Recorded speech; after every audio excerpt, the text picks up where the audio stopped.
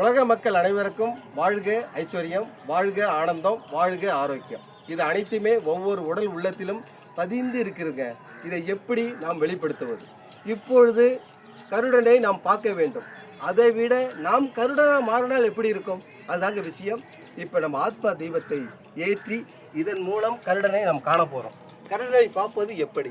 நாம் மாற வேண்டும். அதுக்கு உடலை இயக்க வேண்டும். எப்படி?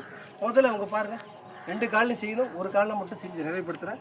இந்த காலை மடக்கி உங்கள் தொப்புளுக்கு இடையில வச்சு அப்படியே கீழே உட்காந்து இப்படி நேர கருடனை போல் மாறி மேலே நிமிர்ந்து உலக மக்களை அனைவருக்கும் வணக்கத்தை தெரிவிக்கணும். இப்படி செய்யும் போது கருடன் தானாக வந்து விட்டார்.